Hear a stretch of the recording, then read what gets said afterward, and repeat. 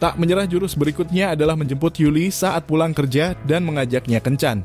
Tapi ketika melihat Yanto menunggu, Yuli langsung melesat pergi dengan sepeda motornya. Bukannya mundur, Yanto malah mengejar sambil menelepon Gunawan mencari tips soal cara bicara yang tepat. Sayangnya Yanto salah mengartikan instruksi dan malah mengucapkan kalimat yang membuat Yuli makin salah paham. Dan melaju lebih cepat hingga berhasil menghilang di gang sempit. Merasa kesal, Yanto akhirnya memutuskan teleponnya berniat menghadapi Yuli tanpa bantuan siapapun. Tak lama kemudian Yuli keluar dari gang merasa sudah aman. Tapi ia terkejut mendapati Yanto sudah menunggu di ujung gang. Saat keduanya hendak berbicara, terdengar teriakan wanita yang diganggu 3 pria di gang itu. Dengan cepat Yuli maju menyelamatkan wanita tersebut, sementara Yanto malah kembali ke mobil seolah ingin menulis cek. Namun saat melihat Yuli mulai kewalahan melawan pria-pria itu, Yanto akhirnya ikut turun tangan. Membuat ketiga penjahat itu lari ketakutan. Sayangnya lengan Yanto sempat terluka dalam pertarungan. Sambil mengobati luka Yanto, Yuli bertanya kenapa awalnya Yanto malah mundur. Yanto menjawab bahwa ia punya prinsip untuk tidak bertindak terburu-buru sebelum situasinya jelas. Yuli membantu menutup lukanya dengan plester. Tapi Yanto tetap khawatir, berpikir apakah itu cukup untuk mencegah infeksi. Yuli menenangkannya, nggak perlu khawatir soal infeksi.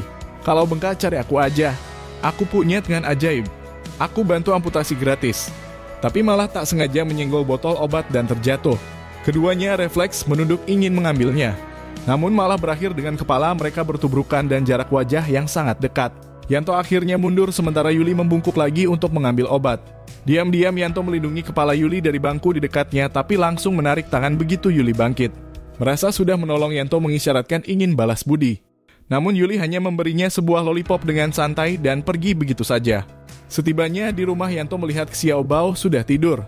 Melihat lollipop itu mengingatkannya pada kata-kata Yuli sebelumnya saat ia memberikannya pada Xiao Bao. Mengatakan bahwa Xiao Bao adalah miliknya.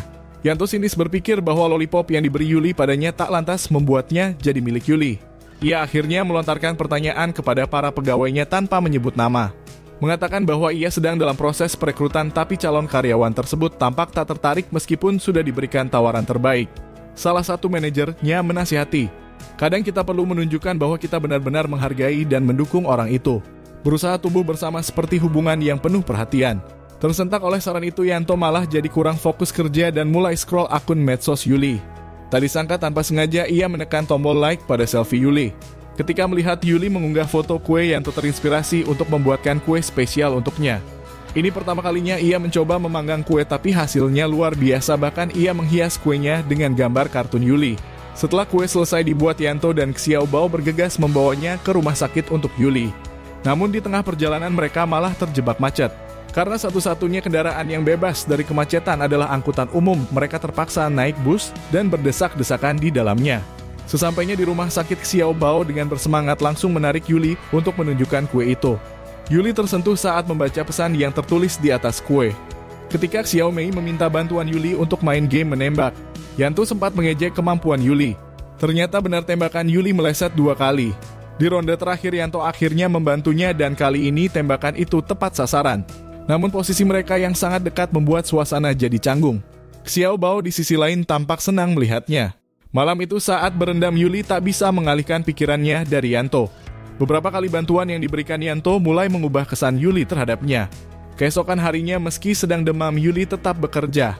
Saat meninjau kembali rekam medis Xiao Bao, ia baru menyadari bahwa lusa adalah hari ulang tahunnya Xiao Bao. Ketika menemani Xiao Bao bermain, Yuli mencoba bertanya apa yang diinginkan Xiao Bao untuk ulang tahunnya. Pertanyaan itu ternyata membuat Xiao Bao kesal hingga ia merusak Lego yang baru saja ia bangun. Bingung, Yuli memutuskan untuk berbagi cerita. Dia bercerita bahwa ia selalu suka merayakan ulang tahun.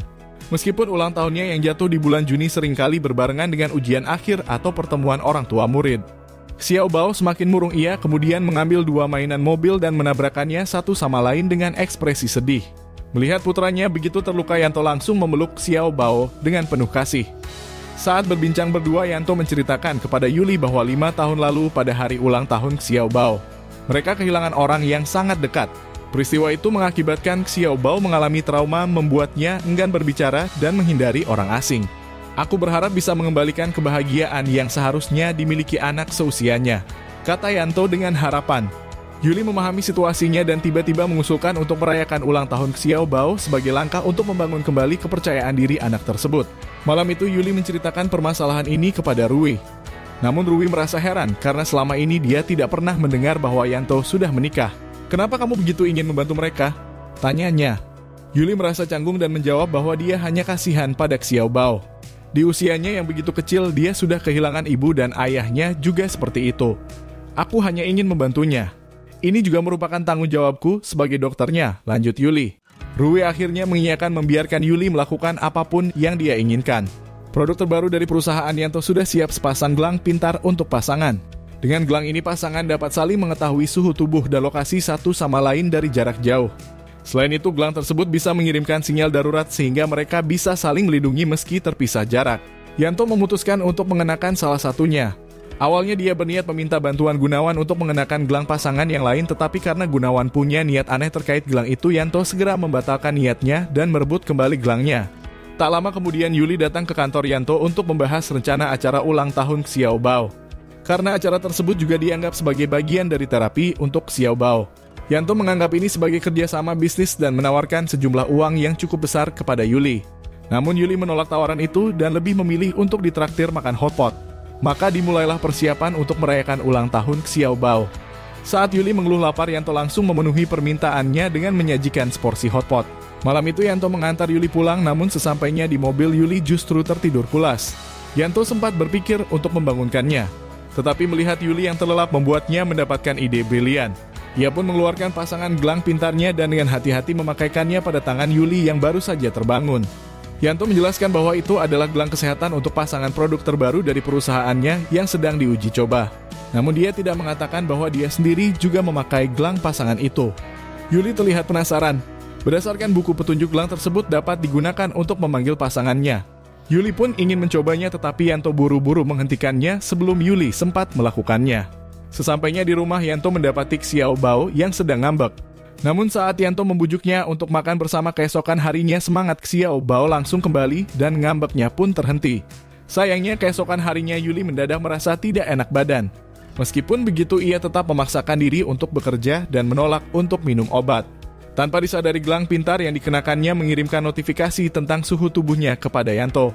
Merasa cemas, Yanto langsung menelepon Yuli mengomelinya agar mau minum obat supaya tidak menulari orang lain. Namun Yuli justru menjadi kesal dan memutuskan teleponnya tetap bersikukuh untuk tidak meminum obat meskipun rekan-rekannya juga berusaha membujuknya.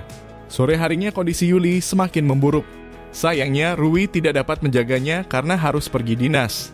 Saat berendam di air panas, tubuh Yuli semakin lemas hingga ia tidak mampu bangkit dari bak mandi.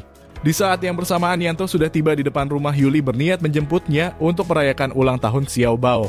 Namun telepon Yuli sama sekali tidak bisa dihubungi. Kecemasan melanda Yanto dan ia segera menggedor pintu rumah Yuli. Tidak ada jawaban dari dalam, hanya suara ponsel yang berdering. Karena rumahnya menggunakan kunci pintar, Yanto memutuskan untuk memecahkan kode kunci pintu masuk rumahnya. Namun usahanya selalu gagal. Ia terus berpikir keras tentang kombinasi angka tersebut hingga tiba-tiba teringat ucapan Yuli mengenai ulang tahunnya yang jatuh pada bulan Juni yang sering bertepatan dengan ujian nasional. Berarti sandinya 0607, pikirnya. Dan akhirnya pintu itu terbuka. Tanpa menunggu lebih lama, Yanto segera masuk sambil memanggil nama Yuli yang saat itu sudah mulai tenggelam dalam bak mandinya.